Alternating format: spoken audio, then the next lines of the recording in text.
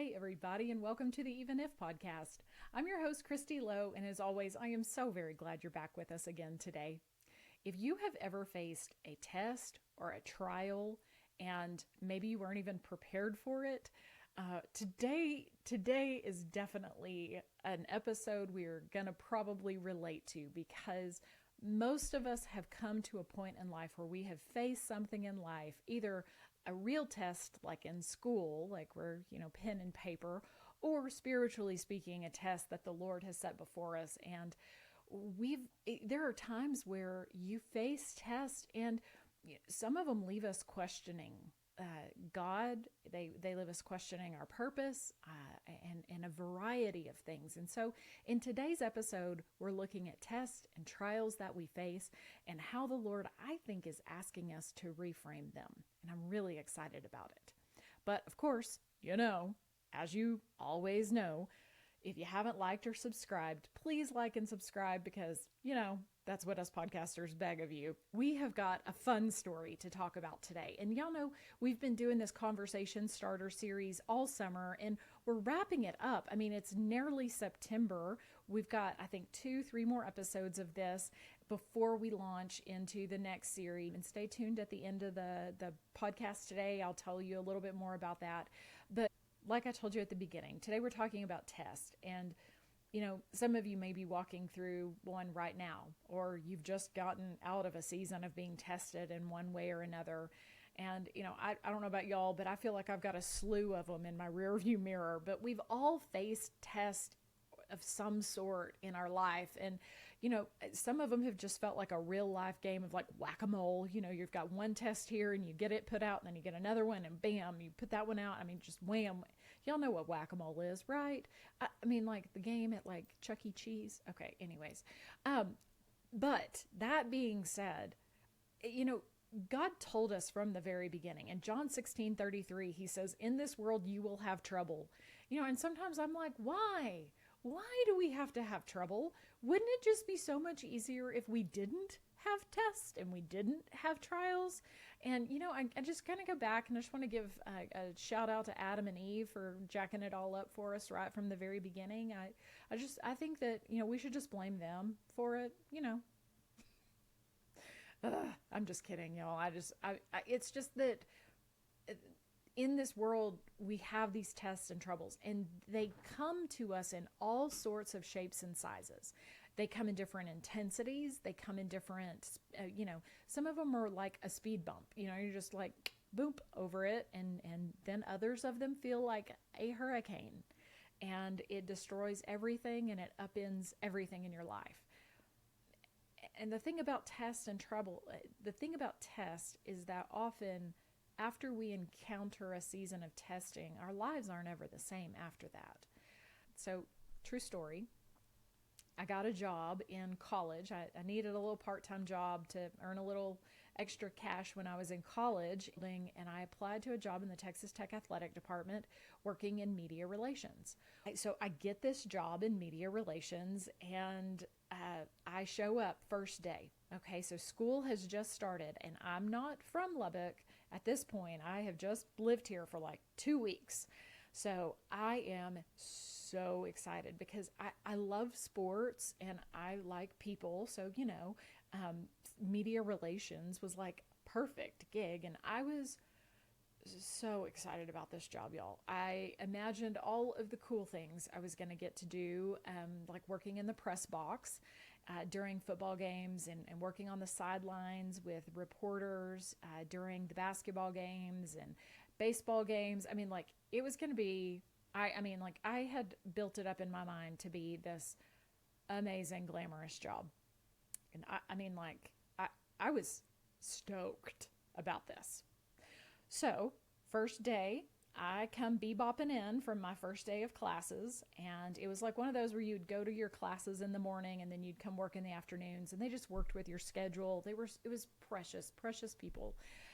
So I bebop in, and the first thing that happens to me, first day on the job, my boss, I walk in, and my boss's name was Joe. Joe was precious man. If you're from the Lubbock area And you probably know Joe. I think Joe knows everybody literally in this town. He is just an amazing human. Well, back then he was the media relations director. And first day, I walk into his office and I'm like, "Hi, how can I change the world today?" I'm sure I didn't say that, but it was pretty close. And he hands me his keys. He hands me a list of businesses with addresses on them, just name and business address, name and address, name and address. And I mean, like, pretty much with no emotion. He did not realize, that I was bebopping in to save the world and change media relations forever. No, he says to me, there are a whole bunch of posters and schedule cards for the football team. They're in the back seat of my car. I need you to go deliver those to every person on this list. And then he kind of just dismissed me. Like, okay, off you go. I kind of felt like that chick off of, the Devil Wears Prada. I don't think he knew my name. I really don't. At that point, I don't think he knew my name. But I had been tasked with delivering posters and schedule cards to businesses. Okay, no problems here, except that I took his keys and I walk out into the parking lot. I had to ask the secretary where he parked because I didn't know. And so I walk out and I'm clicking to try to find his car. I don't even know what kind of car he drives. Okay? So I find the car and I get to his car, start the car, and I start looking at this list. So I'm going to drive his car around town delivering these cards. And I look on it. Y'all, there were no less than 60 to 70 businesses on this page that he had listed. And, did I mention I had only lived in Lubbock for 2 weeks? I mean, at this point, I knew where Walmart and the mall was. And that's about it. Okay. And so I didn't know my way around town. I didn't have any idea. We didn't have GPS back then. We didn't have cell phones. So you still had to use maps to get places. And so I'm mildly panicking, because I don't know where all these places are. And I don't know where half of these addresses are. And so God's grace, truly, I open up the glove compartment and there's a map in there. Yes. Amen. Hallelujah and amen. Because it was like manna from heaven, y'all. Pops out. Oh, and I should mention to you too that the list of businesses were in no particular order. They were just, there was no rhyme or reason to the businesses. And so I would go to one business and then right after that, I would realize I had passed a business. And so I value efficiency. I'm one of the most, God's sense of humor. I'm one of the least organized humans I know in my life, and yet I value efficiency. I'm that's a little bit of a hypocrite, right? But anyways, but I would just zigzag all over town looking for these places and finding them. And then it was chaos, let me tell you. So I get about a third of the way done with this list in 3 hours. That's how many places there were, y'all. There were so, I can't even count. And I'll be honest, at first it was awkward. Okay. So I had to walk into this strange business and I had to ask for the manager or the owner.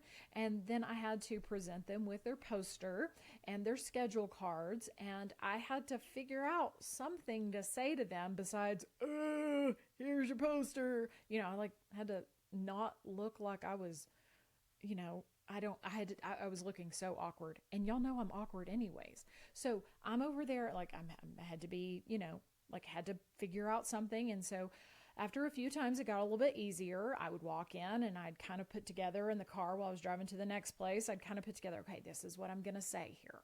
And I would say, hello, my name is Kristi Miller, and I'm with the Texas Tech Athletic Department. We wanted to thank you for being a sponsor of our football team with a poster and some schedule cards. And then I would smile, I'd hand them the goods, and they would be like, oh, that's so nice, thank you. And then I would turn around and leave, right? So there was a big learning curve here. I thought I was going to be doing glamorous things like interviewing athletes. And as it turned out, I was delivering schedule cards to random businesses. Well, it took me about 3 days to get through the list. And so every day after I'd get out of classes, I'd go get Joe's keys, and then I'd head back out to go deliver more schedule cards and posters. And on the third day, when I finally got it all done, and I had pretty much, I mean, literally memorized what I said every time I walked into, a new business, I head back to the office on that third day, and I put his keys on his desk, and I'm like, ta-da, I'm done, like, hey, I got it done. And, part of me was like, I was pretty proud of myself. So I walked back in, I handed him my keys, and my boss, Joe, he just smiled at me and he nodded. And then no fanfare. Again, I think Joe would think it's hilarious that I'm comparing him to the Devil Wears Prada, because he wasn't a mean boss. He was actually a wonderful, wonderful boss. But at the same time, he had just asked me to do something and expected that I would do it. And so no fanfare, no pat on the back, no like, atta girl, way to go, Kristi. None of that. Just smiled and nodded at me and said, thanks. So I turned to walk off, and that's when he stopped me and he was like, hey, make sure you pick up your press pass so you can work next weekend in the press box, which was what I wanted to do. This is what I know now. I didn't know it when I was doing it. But all of those deliveries, they were a test. I think it served multiple purposes for him. We never discussed this, but I know now. He needed to know that I could walk into a business and I could introduce myself. He needed to know that I could persevere and get through that entire list of places. He needed to know I wouldn't wreck his car. That was a big trust fall. Y'all know how good I am at driving. But he had to test me, and he did it by seeing if I could deliver some schedule cards, which, I didn't see it as a test when I was doing it. I just saw it as this is what he needed me to do, and it wasn't really super glamorous, and I wasn't interviewing athletes like I thought I was going to be. I was delivering schedule cards. But the thing about it is that in our life, just like this in that job, we're going to face tests and we're going to face trials in our life. And I love the NLT version of James 1. It's James 1, 3 and 4. Okay, that's what I'm going to read for you here. It says, "For you know that when your faith is tested, your endurance has a chance to grow. So let it grow. For when your endurance is fully developed, you will be perfect and complete, needing nothing." I liked that. I love I've heard the NIV version a lot, but the NLT version says, "But so let it grow." The question that I have for us today is, what kinds of trials do we face? And the answer, I think, is actually kind of complicated. What kinds of trials do we face? Well, they could be literally anything. And this is one of the reasons why I love God so much, is how he meets us so intimately in wherever we are. So it's anything that challenges our faith. Have you noticed that in the Bible, it'll give us some broad things, but have you ever just felt yourself being tested in an area that was very, very specific to you? And the kinds of trials and tests that we face are uniquely designed for each of us. The things that will grow me and stretch me may or may not grow and stretch you. And the Lord knows exactly what we need to grow our faith. And I thought, for example, some of us, some of us are very tender-hearted, and some of us tend to be harder-hearted. Harder-hearted? That's a mouthful to say. But so for the person who struggles with having a harder heart, God's going to give you tests so that your heart can be softened and more tender toward him and what he's doing. And then on the flip side of it, some of us are very, very soft-hearted, tender-hearted, bruise easily. And, you may endure some testing that strengthens you, and that has to work its way through you to help you develop a little bit more resiliency in your life and your ability to endure the things that come at you. That they're all different. All of these tests are different. So then you might be asking yourself now, well, what purpose do tests serve? Tests serve a couple of purposes. The first thing I think that they do is they clarify whatever you're facing. Tests have the ability to give us purpose and meaning where maybe we didn't have it otherwise. Maybe you, I think the testing of our faith, anything that stretches and grows our faith, it helps us have more purpose and more meaning in our life. They're clarifying. Tests are clarifying. The second thing is I think that tests draw us closer to Him. I mean, we've all kind of discussed how, whenever everything's going well and everything's going good, our natural proclivity, our natural response is that we think we got it. We think we got this, we got it made in the shade, and we don't need Him. And I don't think it's necessarily that our hearts are hard. We don't, whenever things are easy for us and we're not in a season of testing, we don't draw ourselves to Him the way we do when we're being tested by something. I mean, I'll tell you this.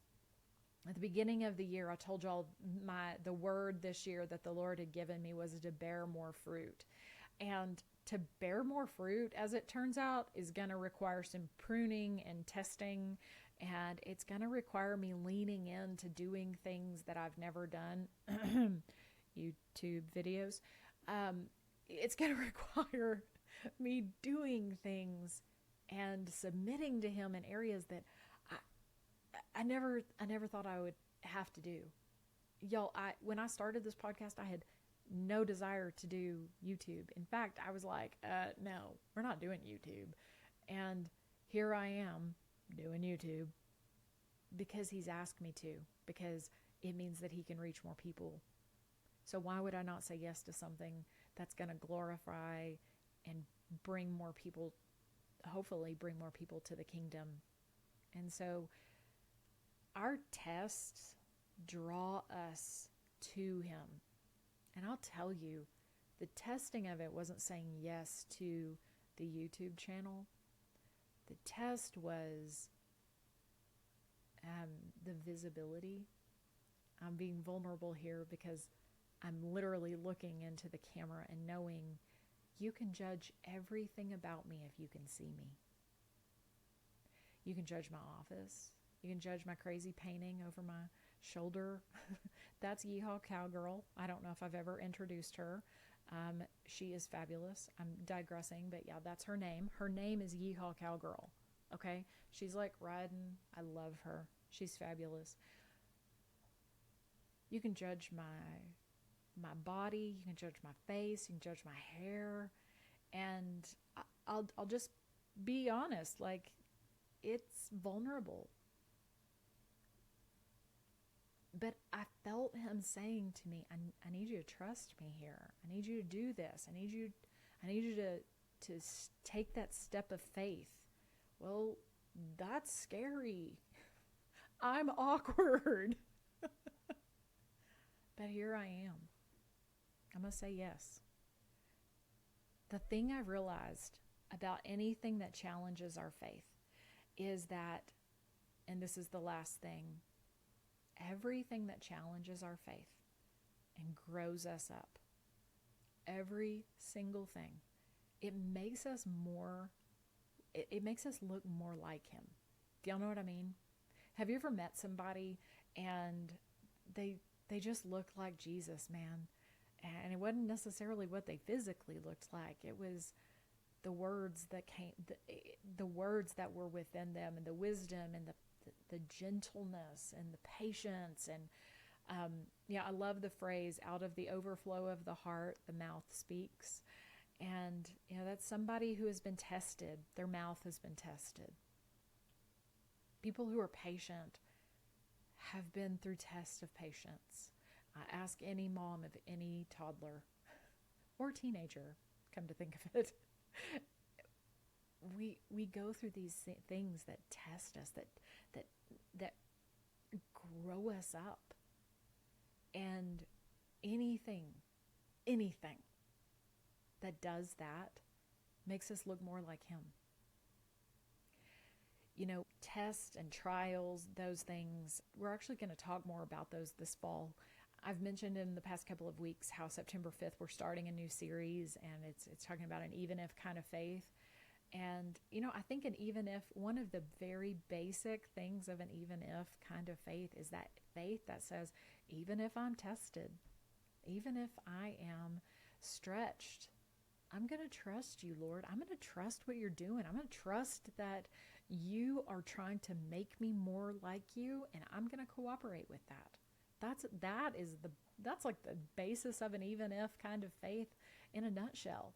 And so we're gonna talk more about tests and trials and some other things starting September 5th.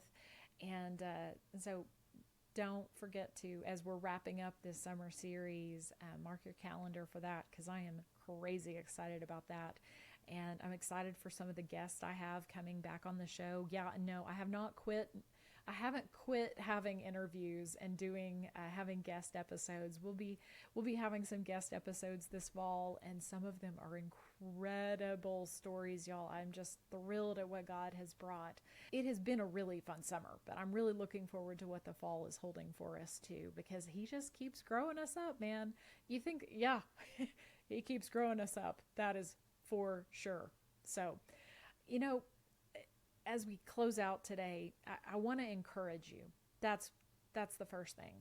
Because if you're being tested in any way, if you are walking through a season that is growing you up, that is stretching your faith and making you say, Lord, I need you, then you're exactly where you need to be.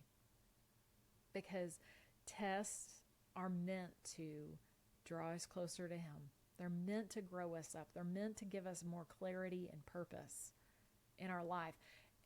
And I'll say this, even if you can't see what the purpose is right now, there is purpose in it. Okay? In the tests and the trials that I went through, including like the one with Joe, I didn't know he was testing me. I thought he had just given me a bum job for the first week. But it was a test to make sure I was trustworthy, to make sure I could handle myself. And just like that, even if you can't see what the purpose is or the meaning is, you just know it's testing you, submit to it. Tell the Lord, this would be the best thing you could do, is just say, Lord, I don't know what your purpose is for this, but I'm gonna choose you anyways. And I'm going to ask you to show me everything you want to show me in this season. In this test, Lord, I'm going to cooperate. I won't pass the test. And I want to be more like you as a result of it. That's a word right there.